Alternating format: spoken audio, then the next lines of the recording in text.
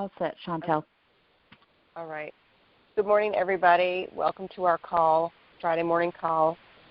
This morning we have the privilege of having Priscilla with us. So before we get into that, I'm going to get into what our numbers were for the week. And one thing that I want to point out to people is when you see some of the top producers and you see their like 10,000, 12,000, 20,000, submit for the week, the reason why they have big numbers is because they have a lot of appointments.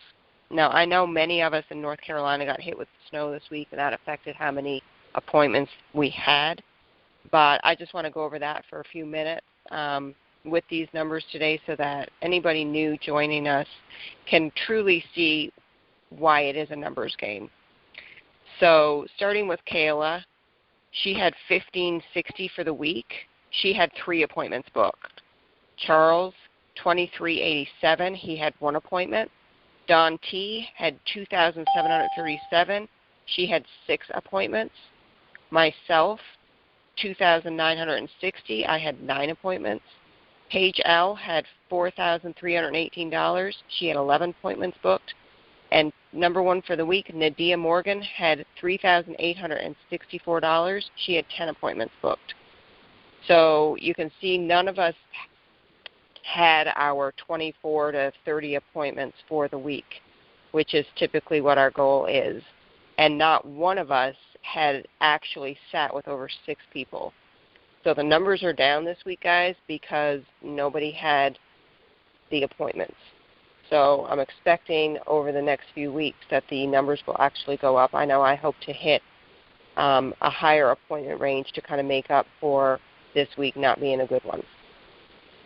So today we have Priscilla. Priscilla is one of my best friends in the business. She is going to be going over how, when, and why to call your manager. We have a lot of new people that are getting started. And I know a lot of people sometimes might think, well, I don't want to bother you, and I'm sorry I'm calling you. And then there might be other people that you don't ever hear from. So she's going to go over. She's got her own team out in California and maybe others in other places. She's going to go over how, when, and why. And hopefully you guys are all listening, take notes, and understand that as managers, there's specifics on, we want you to call for certain things. So, Priscilla, you there? I'm here. How are you guys this morning? We're doing fantastic, and thank you so much.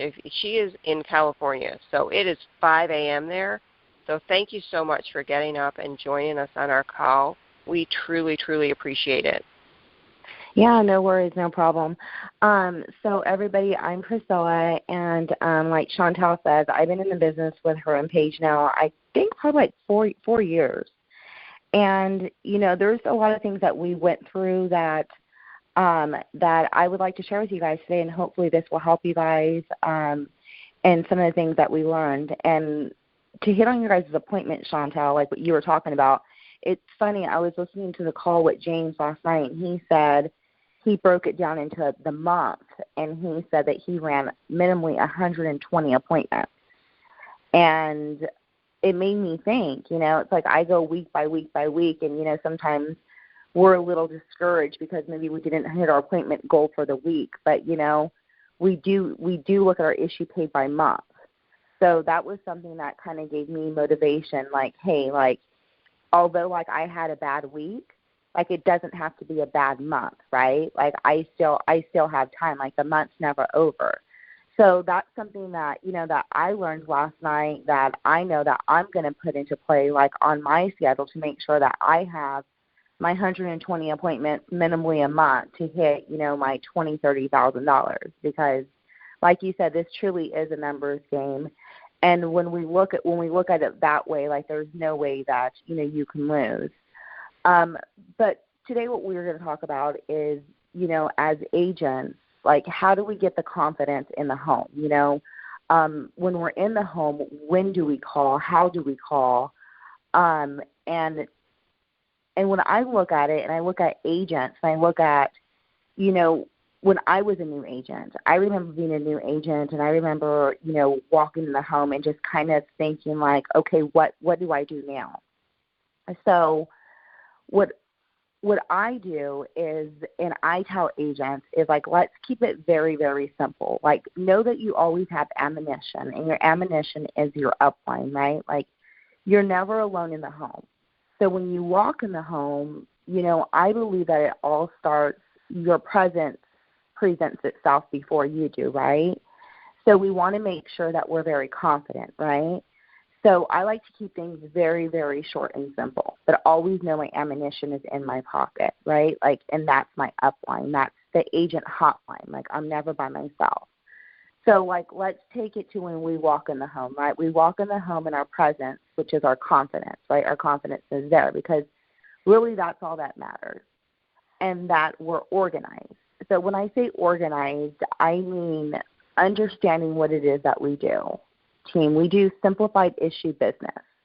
So what that means is that there's really only two things that are determining if the client qualifies or not, and that's underwriting guides and applications.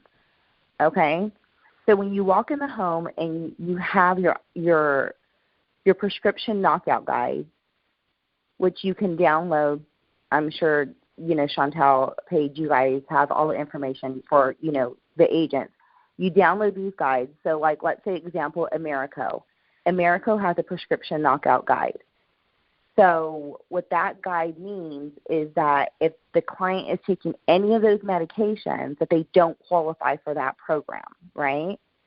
So we know that on our own. Okay, hey, they don't qualify. Let's go to the next company, okay? When we have that we have all that situated. We have our calculators. We can do all that on our own.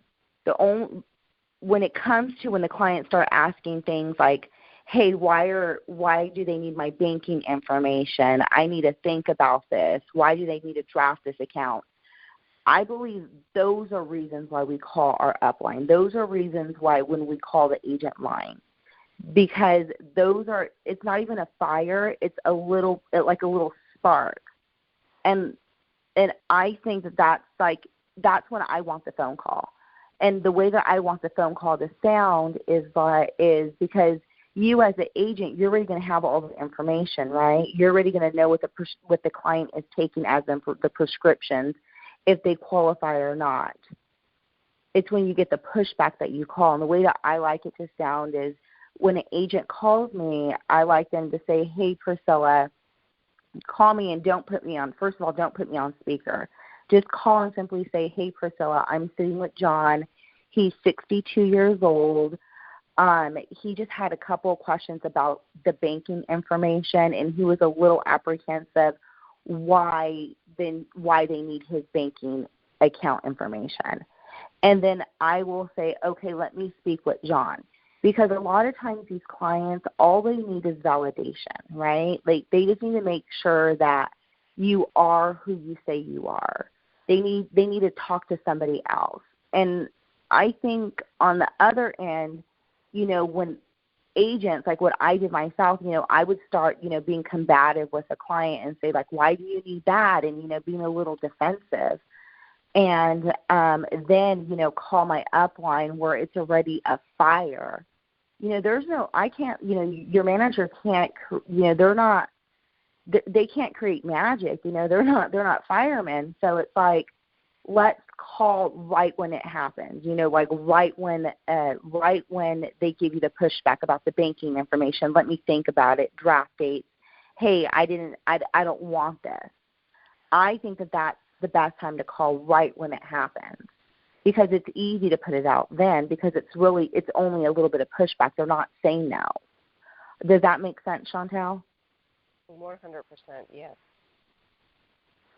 Right. Sorry, keep going.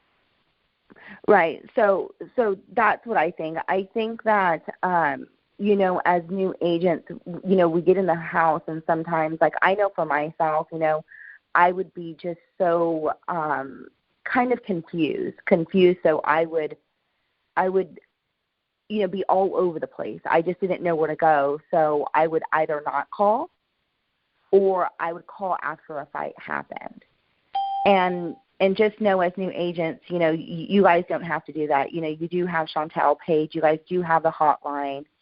And I think that, it's better to call before, the argument starts or before a no, or when you think that a no is happening. Better to call then than just not to call at all. Absolutely. Can you give an instance of when you had an agent that didn't call that you maybe could have helped? Yeah, I can. The other day, I had an agent, and she called me when she got out the appointment. I said, "Hey, how'd the appointment go?" And she said, "Oh, it was good." And I said, "Oh, great. What did you help? What did you help them with?" And she said, "Nothing." And I said, "Okay." I said, "Well, when you went in there, what was your job? What was your intention?" And she said, "Well, I was going to sell him some life insurance." And I said, "Okay." I said, "So you approve policies?" And she said, "Huh?" And I said, "Well, you approve policies?" And she said, "Well, no." And I said, "Okay." I said, "Well, your job really was to go in there and just submit the application, just apply them. Your job was never to sell them anything." And she says, "Well, he didn't want it." And I said, "Well, how does he even know he can get it?" So I told her, she was still at the house, and I said, "Go back in the house and call me when you get in there." So she went back in the house, and she called me when she gets in there, and I speak to the client, and I said, Hey, John, how are you?" And he said, "Good." And I said, "What's going to happen is Samantha's going to see if she can save you some money on your current life insurance." And he said, "Oh, okay." I said, "Do you have that policy?" He said, "Yes." I said, Can you get that policy out for her?" He said, "Okay." What we found out is that he had a, sometimes these elderly people, they just, like Mutual of Omaha sends them something in the mail, and they just apply for it, and it's graded. So there was no health reasons why he should have been graded. It's just because what he applied for. So by speaking to me, what we realized is we just needed to do our job and help him apply for immediate death benefit, because that's all they did over the phone. They just helped him apply. And that's all we did in the home, is we helped him reapply. But she went in there in the intention that she had to sell him something. See, I think when we get out of that space, like we're selling people things, and we realize that we're just there to submit applications, and when we get a little bit of pushback, in our beginning months, we call our upline, call the agent hotline, because it's not our job to do everything. Our job is just to take that lead, to call them, to book the appointment, and submit an application for them. And when we get in the house and we have all our underwriting guide, like our knockout forms, we know, and we know that because we have our financial inventory sheet, right? We fill that out, and then we place them where we think they're going to be placed. Whenever we have any pushback, we call our upline, and then we submit the application. Everything's very easy. So, I have, and even for myself, sometimes I'm in the home, I'll call, Chantel, I'll call Paige, "Hey, this is the situation here, can I write this, can I write that?" And it's helped me tremendously, because if I was in it alone and I had nowhere to turn, then I can understand why I couldn't help them. But when I have all this ammunition around me and I have, people to call respectfully, I'm not calling for quotes and, do they qualify if they take this medication, this and that, because I'm prepared. But when I'm when I have some pushback and I don't know where to go, and I have people help me, there's no reason why I can't help a client. Does that make sense, Shawnee? Yes, absolutely. Do you think it helped you back in 2016 when we first met, and we didn't know each other. We met at annual conference, and we decided at that point, like, let's hold each other accountable. Let's talk more. And you and I started, like, calling each other. So we'd be running, we'd have a day that we were running appointments, and we would call each other, and sometimes we couldn't talk, but then we'd call each other when we got out of our appointment. We'd talk about that appointment and how it went, and sometimes we'd call each other in the appointment. Do you think that helped you with your growth? Yeah, I know it did tremendously, and I think that, sometimes even when you're having, you could be having a great day, you could, write everyone that you're sitting with, and then there's other times where you're having a terrible day, and I tell people, I still go 0 for, 5 sometimes, we all go through it. And to have somebody go through that with you, I mean, not that you want somebody to have, a bad day like you, but, it feels good knowing that there's other people going through it too. There's other people that you're just not terrible. It does feel good. And it feels good, it makes you feel better. It makes you feel like you're not alone. And then also, like, you have more appointments than just yours. Even till this day, I asked Shawnee, she asked me, hey, how'd that appointment go? Why did you write this? Why didn't you write that? Oh, what did they say? What was the premium? How did you sell that? How did you create that value? So I do think it's very important, it was important for my growth, for me to conversate with you, conversate with Paige, to have somebody else doing exactly what you're doing. We all say we don't want to be a part of a team, but we do. It could be very lonely. And I remember, when I first started, having to figure out, now that I look at these underwriting guides, I think like, oh yeah, of course, like it's a piece of cake. But I take myself back to when I first started and having all these papers all over the table and not knowing where to turn. And then I met Chantel and I met Paige, and they're going through the same thing as me, and to be able to have somebody to lean on. So yes, I do encourage that. I do encourage, positive reinforcement from another agent. I mean, you don't want to speak to an agent that's doing completely opposite of you, where you're really trying in everything that you do, they knock down. You want to speak with someone on your same level that's speaking your same language. So yeah, I do, to answer that question, Johnny. Yeah, awesome. Priscilla, like outside of when agents are in the home, and they just, call you, like they're just getting started, say they're brand new, okay? What things should they call you for, and what things should they not? So a brand new agent, I mean, we have so many resources right now and the business pro, things like that, where they can get information from. I think what I like to talk to brand new agents about, I mean, first of all, leads, of course. We can't, it's like we can have like a 3-hour conversation or even a 30-minute conversation, 1 hour, but it's like we're not going to know, you don't know me and I don't know you, right? The only way that we're going to find out if this is going to work is for you to call the leads and for you to go out there and help families. Now, I think once an agent has got past that point to where, hey, this is what this is what they're going to do and they're going to give it a shot, then I think conversations about schedule, conversations about, where they're at, like mentally, we would have those conversations. But I think off the bat, there's really not much to talk about. I mean, like most of us, we've been to college, right? Like we have degrees, and we went to college for 4 years, got bachelor's, whatever it is that we got. But in this business, you're going to get your degree in the field. You're going to get your degree with the 5 no-shows, with the 5 no sales, with the, dialing all day and not having appointments. You're getting your degree by getting knocked down on your feet. Like I didn't learn by talking to Dom every day. Like he told me to figure it out.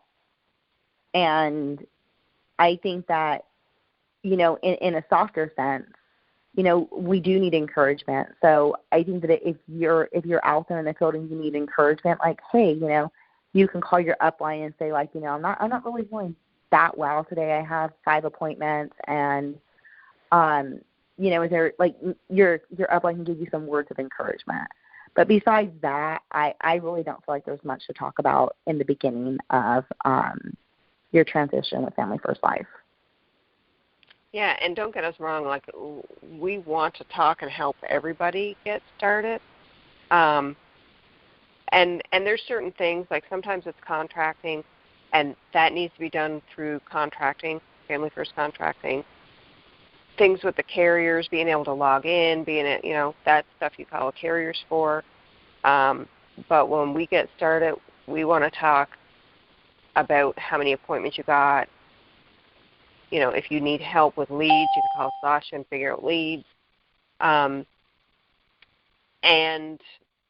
talking to us about, hey, I had this many appointments booked. I only sat with this many. Or, hey, this guy called me and he didn't want to meet with me anymore. Like, those are some things that we talk to you about. But the other stuff, like, there's a lot of people out there that, with all the different carriers, FFL office with contracting. So we're just trying to say there's certain things that are better to talk to us about. We don't need to spend an hour talking about contracting. That's not what we're good at. In fact, people ask me, and I really don't know, because now it's Insurance Bay, and I did paper, so I have no idea. Right. I cannot help you with that. In closing, I totally agree, Shawnee. Like, I have certain agents like, hey, can you help me with something? Like, this contract, I'm like, you know what? You really don't want me to help you with that. If I help you with that, you and me are both going to need help, because I have no clue. But I can help you, like, when you go in a home and they tell you no, I can help you talk. We can talk through that. Like, I want you to call me after every appointment. Bother me if you're in appointments, that you need help with. Exactly. But yeah, paperwork, things like that, I'm not your girl. I'm not, like, we have to hire people for that, because nobody would get contract if it was up to me. I'm not I'm not great with that. But I hope this helps your team, Shawnee and Paige, and it's great to see your guys' growth, and everybody on the team. Like, just believe in your guys' self, and just know that you guys have Chantal and you guys have Paige, and they're there. If you guys are willing to work, I know that they're there to help. So if I can state anything, like, just be organized. Like, when you go on your appointments, be organized. And that's all things that you're going to do on your own. I remember, the late nights, me printing out my, knockout guides, and me reading applications. And that's one thing. Read your applications. Remember, we do simplified business, issued business. They expect you to answer no. If you answer yes pretty much to any of it, you need to go to another carrier. Okay? So read your applications. Make sure all your calculators are downloaded. I always make sure, because I travel in weary areas where I don't get reception, I have paper calculators. All the carriers have them. And, stay organized. And you stay organized, you get any pushback in the home, call Chantal, call Paige, call the hotline. Everybody's always here to help you. And if you're willing to work, we're here to serve. And I hope everybody has a good day. Thank you so much, Priscilla. Really appreciate you helping us out. And everybody, have a great weekend. Make it a great week. Okay, thank you. Bye. Thank you. Bye-bye.